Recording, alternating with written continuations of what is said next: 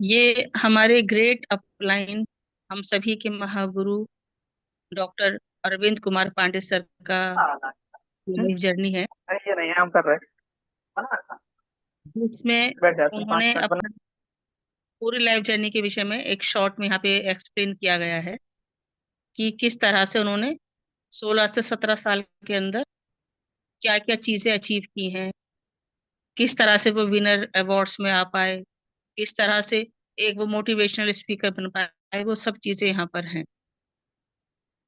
और इससे पहले की जर्नी भी हमने सर की उनकी ही मुंह से सुनी है कि कैसे उन्होंने साइकिल से शुरुआत की थी डांस की के पीछे बीसीएम को रख के कंधों पे लाद के, और वो दूर दूर गांवों में जाते थे।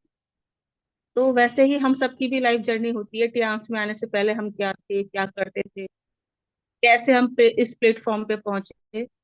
तो मैं अपनी थोड़ी सी लाइफ जर्नी बताते हुए आज के थोड़ा सा सेशन को हम देखेंगे। तो जैसा आप सभी जानते हैं, मेरा नाम ज्योति मसी है, मैं मेरठ की रहने वाली हूँ। और इस प्लेटफॉर्म पे मैं अजय सर के थ्रू आई थी। अजय आईचंद सर मेरे अपलाइन हैं, और उन्होंने मुझे ट्यांस का रास्ता दिखाया, उन्होंने मुझे बताया, और तब जाके मैंने ट्यांस को ज्वाइन किया। लेकिन ट्यांस में आने से पहले जैसे सबकी लाइफ में प्रॉब्लम्स होती हैं, वैसे ही मेरी लाइफ में भी बहुत सारा परेशानियां थी, बहुत सारे चैलेंजेस थे। और छोटेपन से ही 2002 में मेरे पिताजी की डेथ हो गई थी। तो हम लोग को, मेरे पापा का सपना था कि मेरे तीनों बच्चे, हम लोग दो बहन एक भाई हैं, और मैं तीनों भाई बहनों में सबसे बड़ी हूँ अपने परिवार में। मम्मी पापा, मैं और मेरी बहन और उससे छोटा भाई, हम 5 जन अपने परिवार में थे। और सब कुछ बहुत अच्छा चल रहा था। अचानक से 2002 में कैंसर से मेरे पिताजी की मृत्यु हो गई, वो खुदा को प्यारे हुए। और उसके बाद धीरे धीरे हमारी लाइफ में प्रॉब्लम्स आना शुरू हो गई। जब तक हमारे पिताजी थे तब तक बहुत सब कुछ सही था, कभी हमने परेशानी को फेस नहीं किया। एक अच्छी लाइफ हमने उनके सामने गुजारी, और सभी कुछ अच्छा चल रहा था, एजुकेशन भी, पढ़ाई लिखाई। पापा का एक ही सपना था, मेरे पापा के, मेरे तीनों बच्चे पढ़ लिख के अपने पैरों पर खड़े हों, एक अच्छे अधिकारी बने। और उन्होंने उसी चीज को मद्देनजर रखते हुए हम तीनों भाई बहनों को स्पोर्ट्स में भी डाला। पढ़ाई के साथ साथ हम स्पोर्ट्स में भी बहुत अच्छे थे, और एक्स्ट्रा क्लासेस भी लेते थे, ट्यूशंस भी थे, सब कुछ पापा ने जो एक पिता को करना चाहिए वो सारी चीजें हमारे लिए किया पापा ने हमारे। और सबसे बड़ी बात ये कि मेरे पिताजी ने कभी भी बेटा और बेटी में फर्क नहीं किया। उन्होंने बेटों से ज्यादा बेटियों को अहमियत दी। ये मेरे पापा की खासियत थी। कभी भी उन्होंने ये नहीं बोला कि तुम लड़की हो, तुम ये नहीं कर सकती हो, पर उन्होंने हमेशा मोटिवेट किया, और हमेशा हमें हिम्मत दी कि तुम मेरी बेटी नहीं हो, मेरी बेटा हो। और ये चीज हमें सिखाई गई थी बचपन से। और धीरे धीरे हम लोग पढ़ भी रहे थे, और साथ साथ स्पोर्ट्स में भी हम लोग बहुत आगे थे। और मैं भी नेशनल प्लेयर थी। पापा के समय तक मैं नेशनल प्लेयर थी। लेकिन 2002 के अंदर मेरे को इंटरनेशनल खेलने के लिए मौका मिला, और मुझे बैंकॉक जाने के लिए स्टेडियम की तरफ से ऑफर आया था। और मुझे इंटरनेशनल खेलने के लिए, जूडो में, मैं जूडो प्लेयर थी, ब्लैक बेल्ट हूँ मैं जूडो में, और उसमें मुझे खेलने के लिए बैंकॉक जाना था। तो उसमें एक कैंप था मेरा, जो कि 1 महीने का कैंप था गोवा के अंदर। और फिर वहां से सिलेक्शन होके मुझे बैंकॉक के लिए सिलेक्ट किया गया था। तो ये पूरा प्रोसीजर था, जो कि 23 मार्च 2002 में होने वाला था। मतलब 2000 सॉरी 23 मार्च को मुझे निकलना था बैंकॉक के लिए। तो ये एक पूरा 1 महीने का प्रोसीजर था, जो कि फरवरी से शुरू हो रहा था। और उसी बीच में 13 फरवरी को मेरे पिताजी की डेथ हो गई, और मेरा फिर जाना कैंसिल हो गया, मैं नहीं जा पाई। और मेरी फुप्पो भी अभी पैनल पे हैं, वो उस समय यही थी। मेरी तीनों बुआएं यही थी उस समय। मेरी 3 बुआएं हैं जो परमेश्वर में सो गई हैं। और उन जो छोटी बुआएं हैं तीन, वो अभी हमारे बीच में हैं। तो वो तीनों समय यहीं पे थे, हमारे घर मेरठ में ही थे हम सब। और क्योंकि पापा बीमार चल ही रहे थे, उनको कैंसर था जैसे मैंने बताया, और उसी बीच जब पापा की डेथ हो गई तो हम लोग का सब कुछ, मतलब मेरा जाना कैंसिल हो गया। और उस समय मेरे को इतनी बड़ी अपॉर्चुनिटी आई थी कि मुझे अब्दुल कलाम के थ्रू, राष्ट्रपति जो थे हमारे, उनके थ्रू मुझे गोल्ड मेडल मिलने वाला था, एनआईएस की तरफ से, पटियाला एनआईएस की तरफ से, जो कि बहुत बड़ी उपाधि है, एक बहुत बड़ा सम्मान है खुद में। और गवर्नमेंट की तरफ से ही 21 कंट्री की journey, free world tour, 21 country का वो मुझे मिल रहा था। पर एक ऐसी ये इंसिडेंट हुआ कि मेरे पिताजी गए और मैं वो बैंकॉक का ट्रिप नहीं कर पाई, और उसके बाद जो मेरी ट्रेनिंग थी पटियाला एनआईएस की, वो मैं नहीं कर पाई। और इस वजह से मेरा ये सब कुछ मतलब कैंसिल हो गया। तो ये मेरे लिए बहुत ही दुखद बात थी कि एक तरफ पिता को खोया और एक तरफ मेरे को ये जो सुनहरा मौका मिला था, ये भी मिस हो गया। और ये इतनी बड़ी अपॉर्चुनिटी कि उसके बाद जब मैं वहां से खेल के आती तो मुझे 1 से 2 लाख रुपए स्कॉलरशिप ही आ रहा होता है। अब अभी अब तो ये बढ़ गया होता, बल्कि तो उस समय ये आ रहा होता। तो ये एक बहुत ही मेरे लिए, या हर एक उस जवान व्यक्ति के लिए जो अपने सपने देखता है अपने उस उम्र में, जिस उम्र में उस समय मैं थी, मेरे लिए बहुत ही बड़ी, मतलब वो थी ये कामयाबी। लेकिन पिता के आगे वो कुछ नजर नहीं आया, और समझ ही नहीं आ रहा था कि क्या करें। एक तरफ पापा का दुख, एक तरफ अपने भविष्य को लेकर भी बहुत टेंशन थी। छोटे भाई बहन थे, मेरी मम्मी हाउस वाइफ थी, कुछ भी समझ नहीं आ रहा था कि मैं करूँ तो क्या करूँ। और एक तरह से समझिए कि मतलब ना तो मैं किसी से कुछ बोल पा रही थी, ना कुछ कह पा रही थी, बहुत ही सिचुएशन ऐसी हो गई थी कि मैं क्या करूं। और ये मेरे लिए बहुत ही खुशी की बात है, ये शायद परमेश्वर का अनुग्रह बचपन से मेरे पे रहा है कि बिना मांगे मुझे सब कुछ मिला। जो मैंने सोचा वो मेरे लिए हुआ है हमेशा। और मैं जब स्पोर्ट्स में थी, जूडो खेलती थी, मैं स्टेडियम में मैं जाती थी। करीब 8 से 9 साल मैंने प्रैक्टिस किया है पुलिस लाइन के अंदर। उसमें inspector, constable, head constable, CO, SSO, उन सब के साथ में मैं खेली हूँ करीब 6 से 7 साल। और वहीं से फिर मेरा सिलेक्शन हुआ। और बिना किसी ट्रेनिंग के, बिना किसी फिटनेस सर्टिफिकेट के, बिना किसी मतलब मैं कोई अप्लाई नहीं किया, कुछ नहीं किया, मुझे डायरेक्ट ऑफर भी आया था। 2 बार ऑफर आया पुलिस कोटे से मुझे खेलने के लिए, और वो सैलरी भी दे रहे थे सब कुछ। लेकिन वक्त की बात होती है, उस समय मेरे पापा जिंदा थे तो उन्होंने भी मना कर दिया कि नहीं नहीं, अभी तो छोटी है और अभी नहीं। तो ऐसा मुझे कई बार ऐसे मौके आए।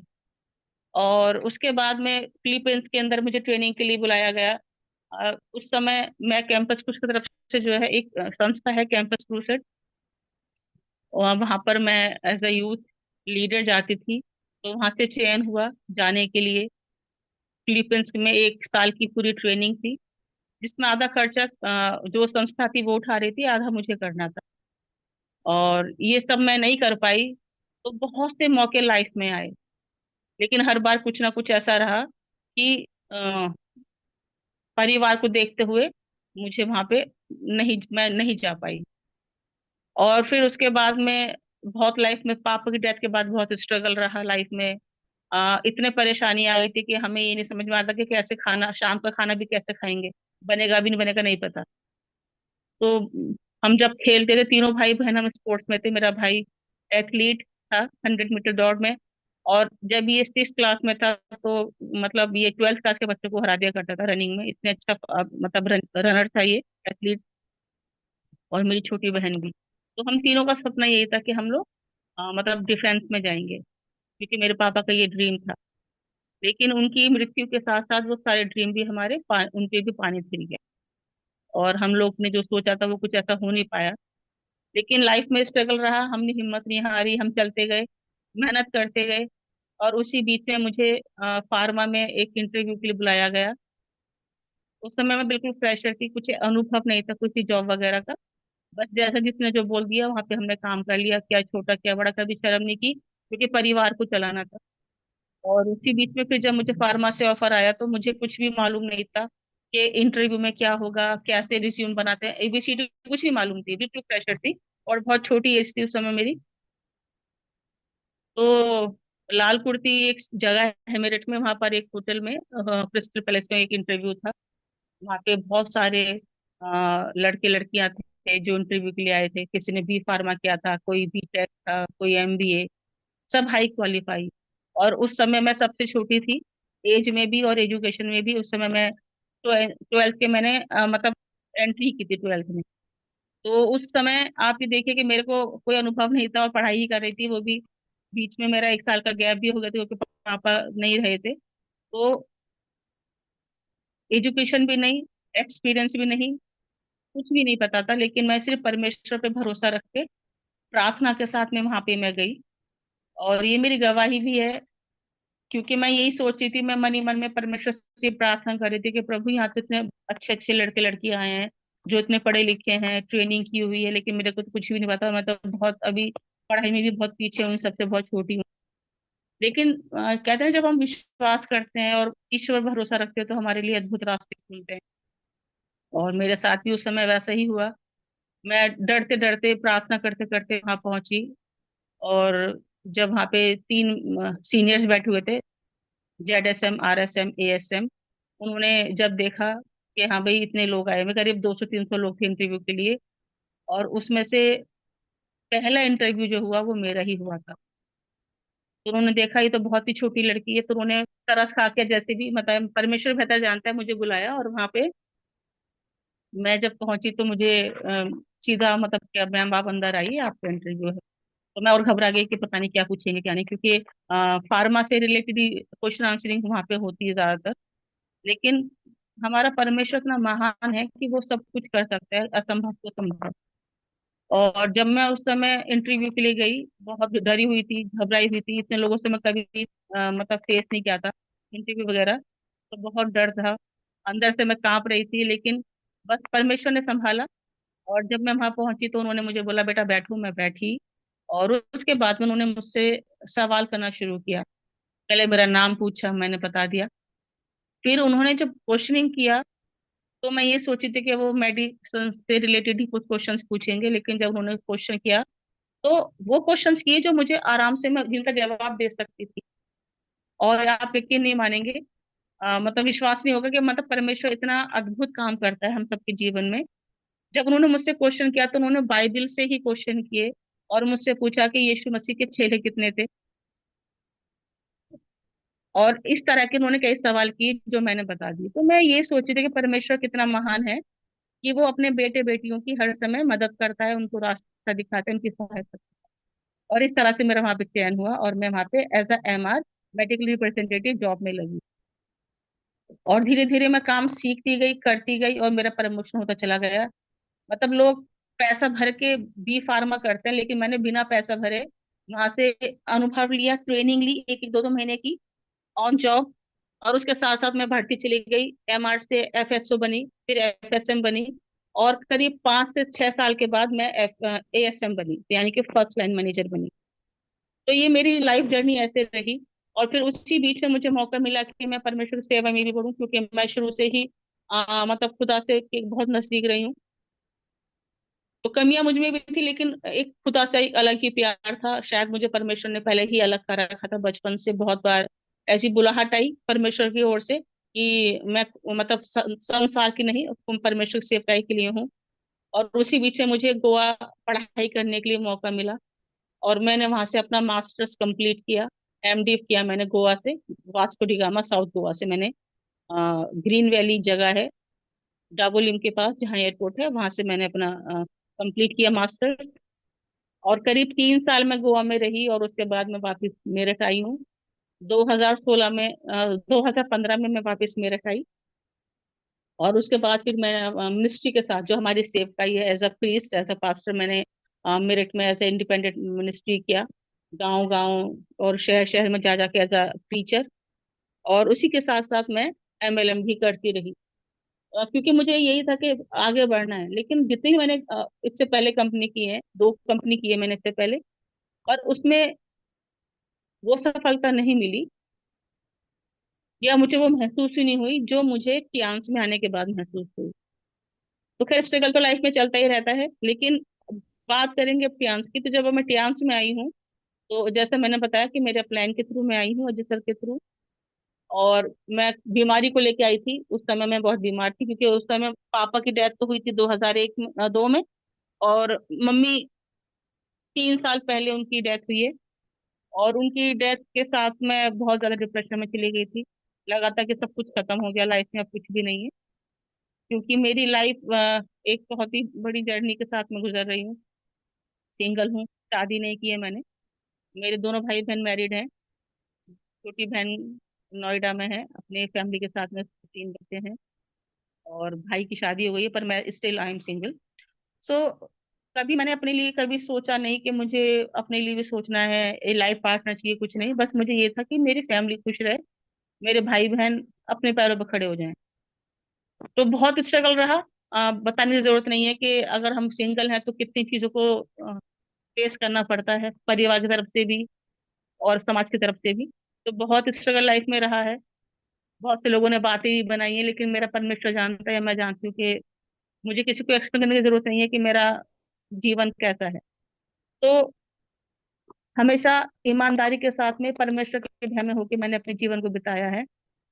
और स्ट्रगल लाइफ में अभी भी बना हुआ है, लेकिन एक उम्मीद के साथ में मैंने ट्रांस को ज्वाइन किया। जैसा कि मैंने बताया, बीमारी को लेकर मैं आई थी। और उस समय जब मम्मी की डेथ हुई है तो बहुत ज्यादा तकलीफ में थी।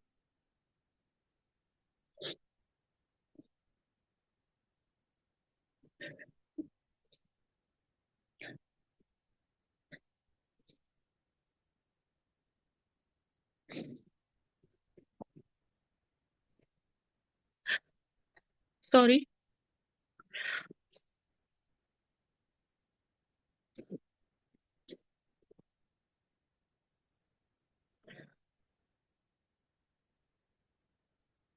तो करीब 1 डेढ़ साल डिप्रेशन में रही थी मैं।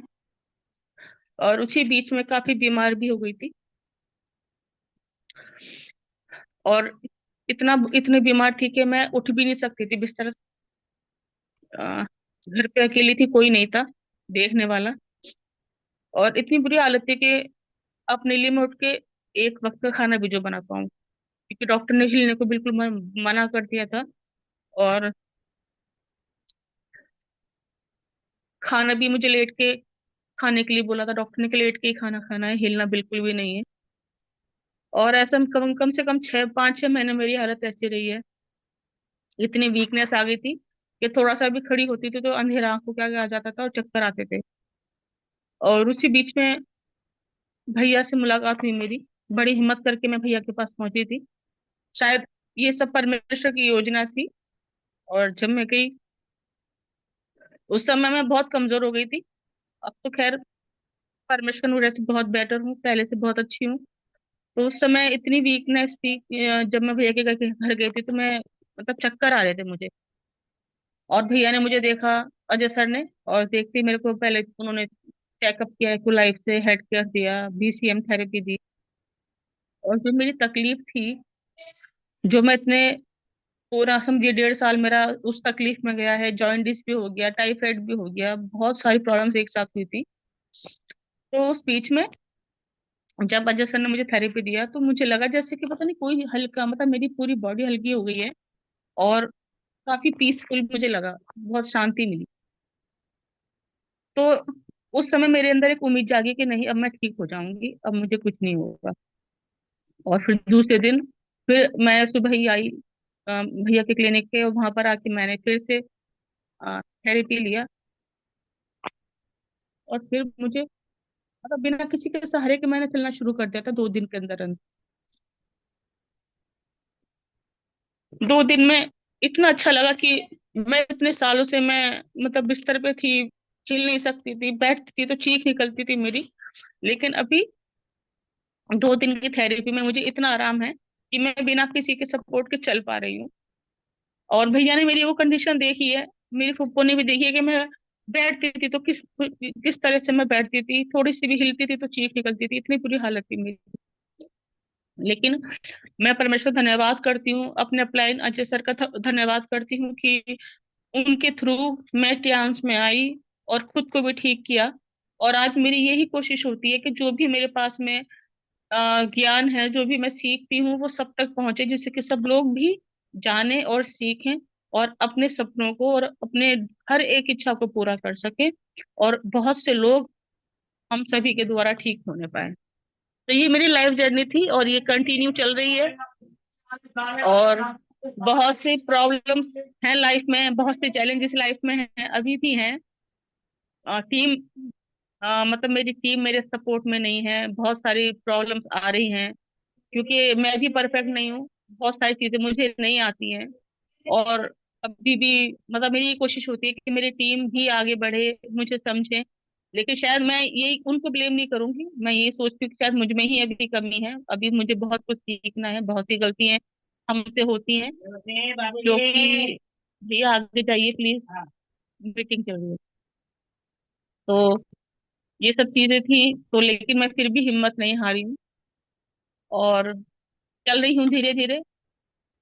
और मुझे पूरा विश्वास है कि मुझे भी, जैसे हमारे अभी मुजाहिद सर गोल्ड लॉयन हुए हैं, और पांडे सर डायरेक्टर बन चुके हैं, अभी एसपी बनेंगे, सफी सर डायरेक्टर बनने वाले हैं, तो एक दिन मैं भी उस मुकाम पे जरूर पहुंचूंगी। ये मेरा सपना है, ये मेरा विश्वास है, और जो मुझे पूरा करना है, भले थोड़ा समय लगे पर होगा जरूर पूरा।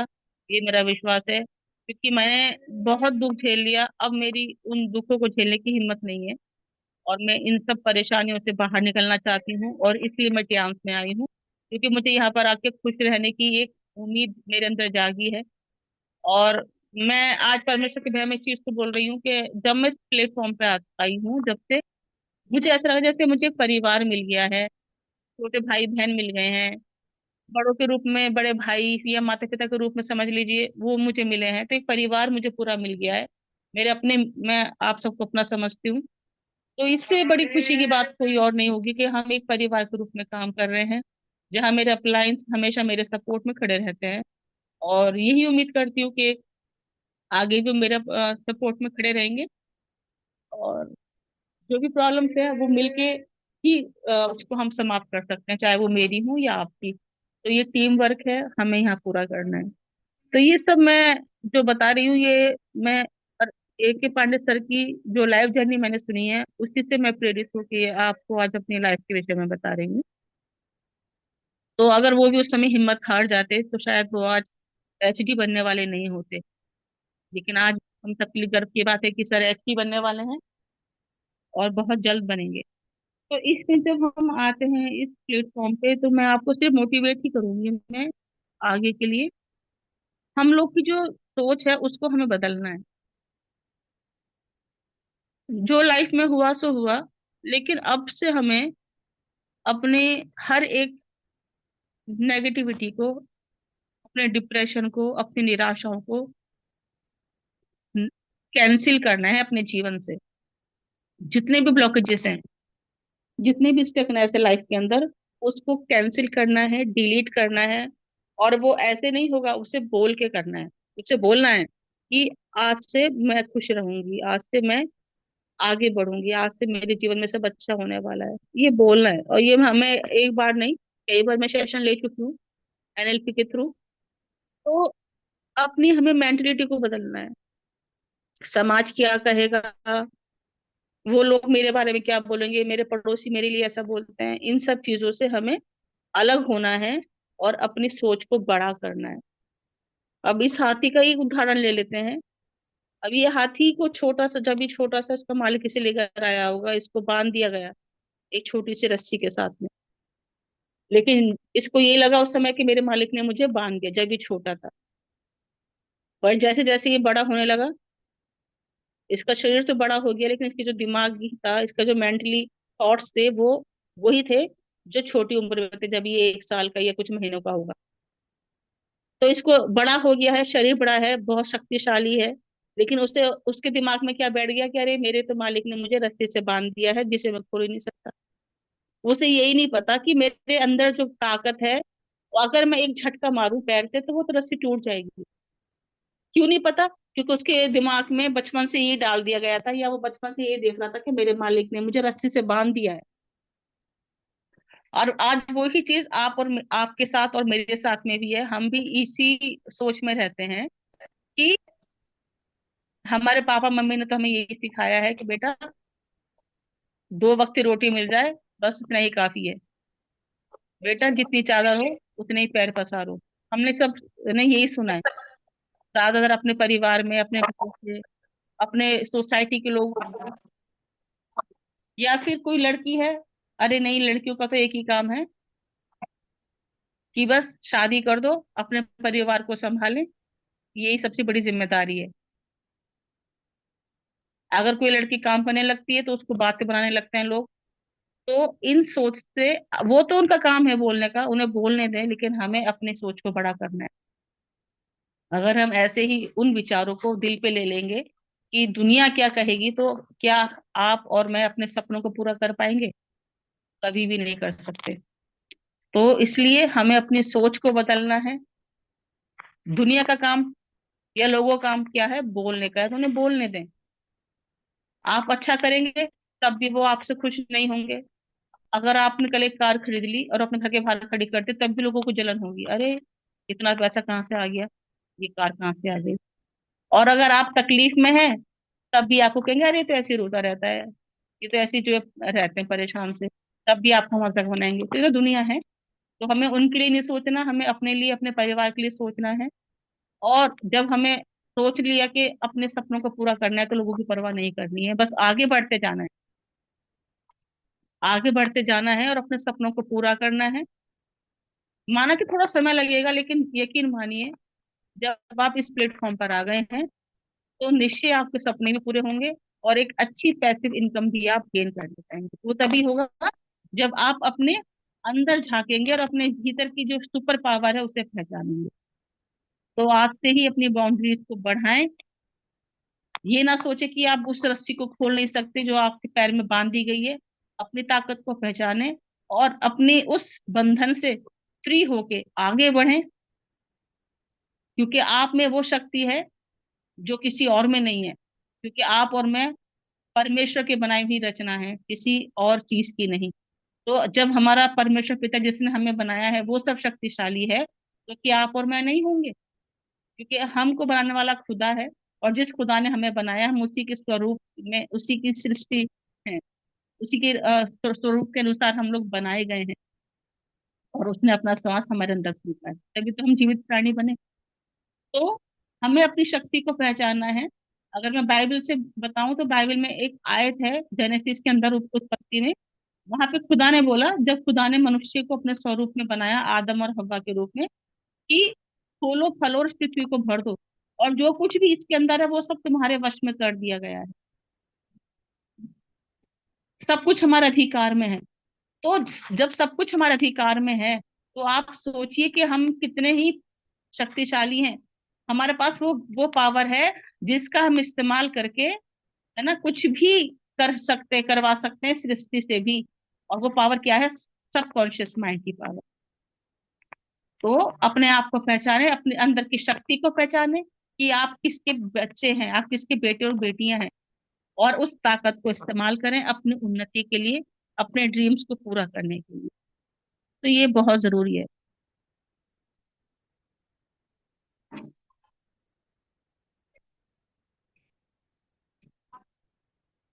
और टाइम तो खैर बहुत ज्यादा हो गया है, 11:40 होने वाले हैं।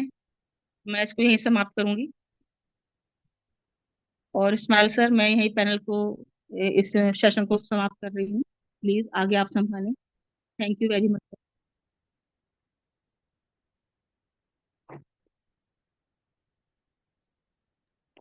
Okay, thank you so much ma'am आपके वंडरफुल सेशन के लिए। और रियल में आपने बहुत अच्छा सेशन दिया है और एलडीपी के माध्यम से अपनी लाइफ जर्नी बताई। और मैंने आज पहली बार आपकी लाइफ जर्नी सुनी है, जो कि बहुत दुखद रही।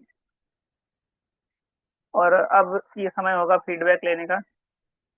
तो कोई भी लीडर अगर अपनी शेयरिंग करना चाहते हैं तो वो हैंडल करके बताएं मेरे को, ताकि मैं उनको इनवाइट कर सकूं।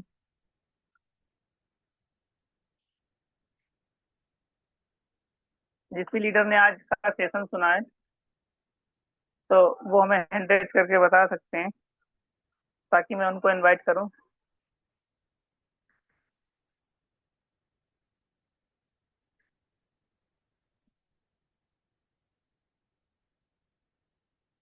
अभी किसी भी लीडर का हैंड रेज नहीं आया है, तो मैं अजय सर से रिक्वेस्ट करना चाहूंगा। अजय सर अगर मेरी वॉइस को सुन पा रहे हैं। Okay, thank you. दो हैंड रेज आ चुके हैं। और मैं सबसे पहले बुलाना चाहूंगा डॉक्टर विजय बीचन सर को। आए और अपनी शेयरिंग करें। Good morning and welcome sir.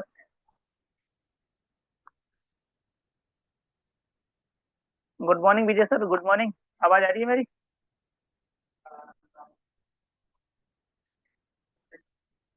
Thank you very much.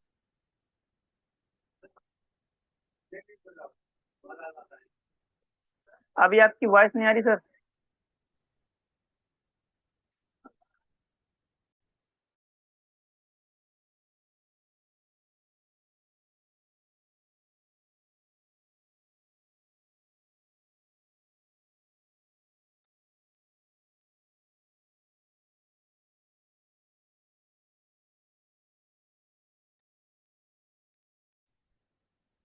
बस को अनम्यूट ही रहने दें, वो बार बार बंद हो रहा है।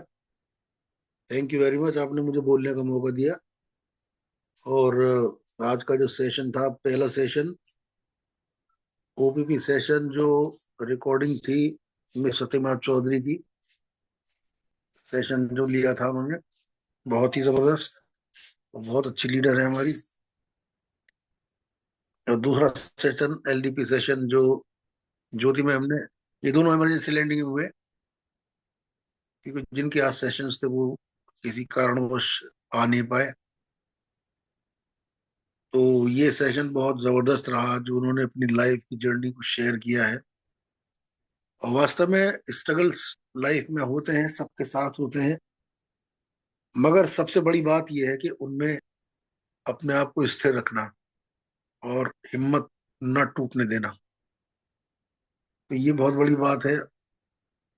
और हम पूरी अ, तरीके से जानते हैं क्योंकि आप हमारी छोटी सिस्टर हैं। सब चीजों को हमने देखा है, मगर प्रभु ने किस तरीके से आपको, आपके परिवार को संभाला है, इस बात की हम भी गवाही देते हैं। और ईश्वर आपको और बढ़ाए और जो आपके इरादे हैं उनको भी पूरा करने में वो आपका सहायक हो। तो ये हमारी शुभकामनाएं आपके साथ हैं। तो अपने आप को कभी निराश ना करें और ना उन चीजों की नेगेटिविटी को अपने ऊपर हावी होने दें। ईश्वर आपको बहुत ऊंचाई तक ले जाएगा। Thank you very much. और इस्माइल सर, आपकी जो होस्टिंग है वो बहुत जबरदस्त चल रही है। बहुत अच्छी तरीके से आप लोगों को इनवाइट करते हैं। थैंक यू वेरी मच, आपने मुझे बोलने का मौका दिया। Over to you sir. Okay, thank you so much आपके वंडरफुल सेशन शेयरिंग के लिए। और नेक्स्ट हैंड्रेड की अगर बात करें तो डॉक्टर कृष्ण कुमार सर का हैंड्रेड है। और सर आप अपने माइक को अनम्यूट करके आज के सेशन के बारे में बता सकते हैं। और मैं आपकी माइक को अनम्यूट कर रहा हूँ। मैंने आपको अनम्यूट का ऑप्शन भेज दिया है। Good morning doctor Krishna Kumar sir. Good morning sir, good morning. Thank you sir, thank you very very thank you sir, आपने मुझे बोलने का मौका दिया। और आज सर दोनों सेशन बहुत ही वंडरफुल, बहुत ही गजब के रहे। और बहुत अच्छी अच्छी बातें बताई मैडम ने, अपनी जर्नी बताई किस तरीके से आगे बढ़ा जाता है, कैसे अपनी लाइफ में कितना कितना स्ट्रगल रहा है। तो बहुत कुछ मैडम ने बताया और इससे हमें जानकारी मिलती है इस तरीके से। और कभी अपने माइंड में कभी नेगेटिव थॉट नहीं लाने चाहिए, हमेशा पॉजिटिव सोचो और पॉजिटिव करो। Thank you sir, thank you, शुक्रिया, thank you sir. Thank you so much आपकी शेयरिंग के लिए। आपने ये मैसेज दिया है कि हमें कभी भी नेगेटिव नहीं होना चाहिए। और thank you so much sir आपकी शेयरिंग के लिए। और नेक्स्ट हैंड्रेड जो है वो मिस एलवीना जटाना मैम का है। अगर मेरी वॉइस को सुन पा रही हैं तो आप ऑलरेडी को होस्ट हैं, अपने माइक को अनम्यूट करें। Good morning sir, Ismail sir, thank you very much, आपने मुझे इस वेरी पैनल गुड पर मॉर्निंग बोलने का मैम। मौका दिया। मेरा नाम मिसेस एल्वीना जटाना है, मैं गाजियाबाद में रहती हूँ। और अभी मैंने दोनों सेशन काफी टाइम के बाद मैंने सुनी, क्योंकि मेरे फोन में कुछ प्रॉब्लम हो गई थी। मैं मीटिंग अटेंड नहीं कर पा रही थी और 20-25 दिन से मैं काफी बीमार भी थी। उसी बीच में मेरा फोन खराब हुआ और सारे डिलीट हो गए थे, सारे कनेक्शन वगैरह। फिर दोबारा से मैंने ठीक, ज्योति मैम ने, मेरी भतीजी हैं वो, जब उन्होंने देखा कि वो आ नहीं रही है सेशन पे, तो उन्होंने मुझे कनेक्ट किया इसमें। और अजय सर ने भी किया था, लेकिन वो पता नहीं कैसे डिस्कनेक्ट हो गया, मेरे फोन में कुछ खराबी थी। सो आई एम सो सॉरी, बड़ा दुख हुआ मुझे। काफी दिन तक मैं दूर रही आप लोगों से, नहीं सुन पाई। और अभी भी मेरी तबीयत पूरी तरीके से ठीक नहीं है, काफी वीकनेस है। आज मैंने आप लोग के दोनों सेशन सुने, बहुत कमाल के सेशन थे। जो प्रतिमा मैम का था वो रिकॉर्डेड था, लेकिन जो भी उन्होंने बताया रिकॉर्डेड सेशन से पता लगा, बहुत अच्छे से एक एक चीज को बताया। Thank you so much ma'am, आप आते रहिए, ऐसे बताते रहिए। और हम सब क्योंकि जानते हैं कि ये सीखने सिखाने का पैनल है, हम सब एक दूसरे से सीखते हैं, तो थैंक यू। और ज्योति मैम का जो उन्होंने अपनी लाइफ जर्नी बताई, तो बिल्कुल हमारी, मेरी बेटी के जैसे हैं वो, हैं मेरी बेटी, समझ लीजिए भतीजी है मेरी। और बहुत ही दुख है मुझे, लेकिन जो शब्दों में